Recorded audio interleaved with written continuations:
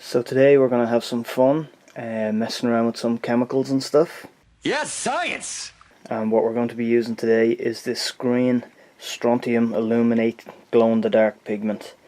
So what we're going to do is we're going to take this offcut of sapele here, and we're going to drill some holes about the same size that we would do fretboard markers.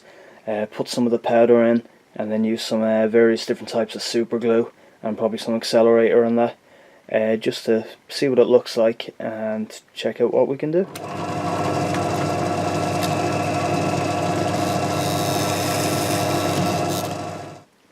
So now we've got our hole drilled, we're just going to take a small amount of the powder and just put in just enough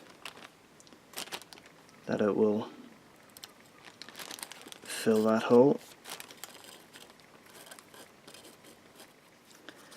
And so what we're going to do now is we're just going to wick on some very thin super glue. This is really thin, it's almost water-like.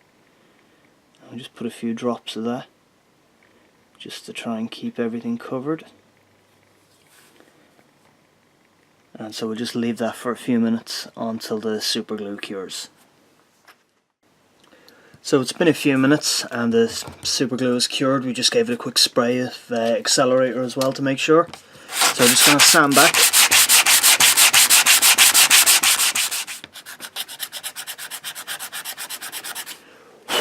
So just giving the surface a final scrape there. And you can see we've got a perfect circle there. The powder's in, it's rock solid. A few little scrapes on top. So what we're going to do now is we're going to take it outside just to expose it to sunlight to charge it, and then we're going to take it inside to a dark room to see if it's worked. So we're just inside my studio here, and that's how the dot looks under regular lights. As you can see, it stands out against the sapele and it has a kind of a greenish hue to it. But I'm just going to turn off the lights now and you'll see how well it works.